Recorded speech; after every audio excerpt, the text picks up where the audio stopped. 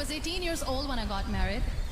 I belonged to a very conservative family, a Baloch family, where good daughters never say no to their parents. My father wanted me to get married, and all I said was, if that makes you happy, I'll say yes. And of course, it was never a happy marriage. Just about after 2 years of getting married, about 9 years ago, I met a car accident. Somehow my husband fell asleep and the car fell in the ditch. He managed to jump out, saved himself. I'm happy for him. But I stayed inside the car and I sustained a lot of injuries. The list is a bit long. Don't get scared. I'm perfectly fine now. Radius ulna of my right arm were fractured. The wrist was fractured. Shoulder bone and collarbone were fractured. My whole rib cage got fractured. And because of the rib cage injury, lungs and liver were badly injured. I couldn't breathe. I lost urinary bowel control. That's why I have to wear the bag wherever I go. But that injury that changed me and my life completely as a person, and my perception towards living my life, was the spine injury. Many people came to rescue. They gave me CPR. They dragged me out of the car. And while they were dragging me out, I got the complete transection of my spinal cord. Those 2.5 months in the hospital were dreadful. I will not make up stories just to inspire you. I was at the verge of despair. One day, doctor came to me and he said, well, I heard that you wanted to be an artist, but you ended up being a housewife. I have a bad news for you. You won't be able to paint again because your wrist and your arm are so deformed, you won't be able to hold a pen again. And I stayed quiet. Next day, doctor came to me and said, your spine injury is so bad, you won't be able to walk again. I took a deep breath and I said, it's all right. The next day, doctor came to me and said, because of your spine injury and the fixation that you have in your back, you won't be able to give birth to a child again. That day, I was devastated. I still remember, I asked my mother, why me? And that is where I started to question my existence. Why am I even alive? My mother said to me, this too shall pass. God has a greater plan for you. I don't know what it is, but He surely has. And in all that distress and grief, somehow or the other, those words were so magical that they kept me going. I was trying to put that smile on my face all the time, was hiding. It was so hard to hide the pain, which was there. But all I knew was that if I will give up, my mother and my brothers will give up too. I cannot see them crying with me.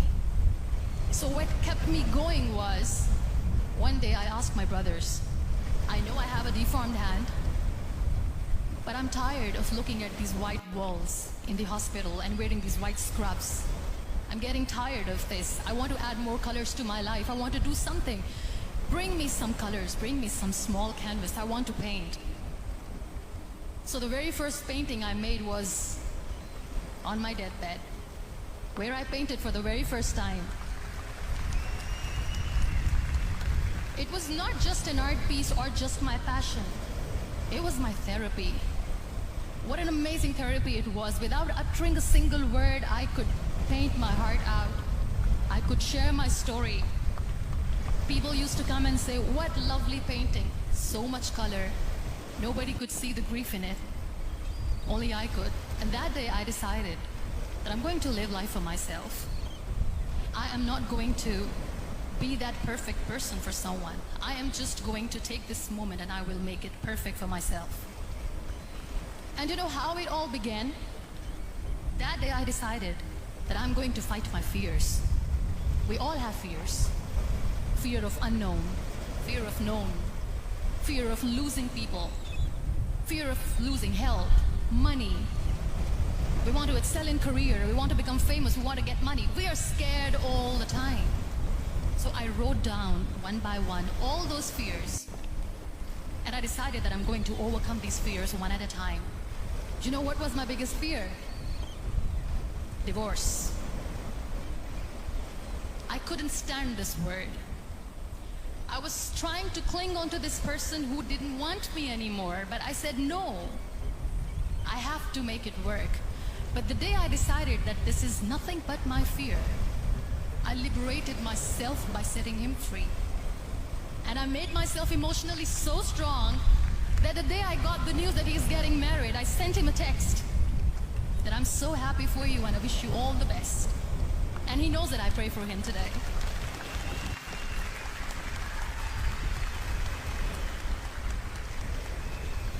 My biggest fear, number 2, was I won't be able to be a mother again.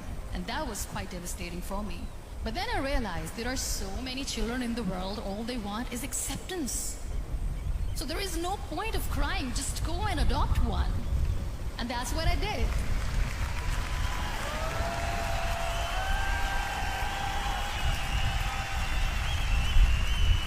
I gave my name in different organizations, different orphanages, and I waited patiently. 2 years later, I got this call from a very small city in Pakistan. I got a call and they said, "Are you Muniba Mazari? There is a baby boy and would you like to adopt?"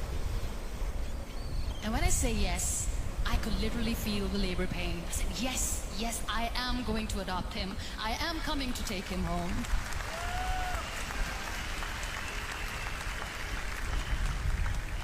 And that day, Niall was 2 days old, and today he's 6. You know when you end up being on the wheelchair, what's the most painful thing?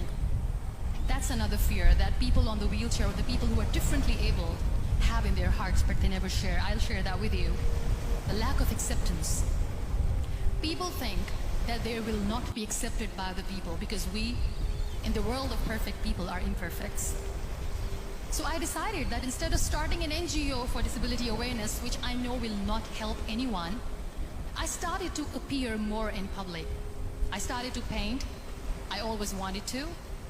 I've done a lot of exhibitions. I'm Pakistan's first wheelchair-bound artist. I've done a lot of modeling campaigns, different campaigns for brands like Tony and Guy. I decided that I'm going to join the national TV of Pakistan as an anchor person. I became the National Goodwill Ambassador for UN Women Pakistan, and now I speak for the rights of women, children. We talk about inclusion, diversity, gender equality, which is a must. I was featured in BBC 100 Women for 2015. I'm one of the Forbes 30 under 30 for 2016. We have this amazing fantasy about life. This is how things should work. This is my plan. It should go as per my plan. If that doesn't happen, we give up. So my dear friends, let me tell you one thing. I never wanted to be on the wheelchair. Never thought of being on the wheelchair. I was always aspiring to do bigger things, but had no idea that for that I have to pay the price to be where I am today. It's a very heavy price. This life is a test and a trial, and tests are trials are never supposed to be easy. So when you are expecting ease from life, and life gives you lemons, then you make the lemonade, and then do not blame life for that, because you were expecting ease from a trial. Trials make you a stronger, better person. Life is a trial, and with time you realize that. It is okay to be scared. It is okay to cry. Everything is okay, but giving up should not be an option. They always say that failure is not an option. Failure should be an option, because when you fail, you get up, and then you fail, and then you get up, and that keeps you going. Embrace each and every breath that you are taking. Celebrate your life. Live it. Don't die before your death. Real happiness lies in gratitude. So be grateful, be alive, and live every moment.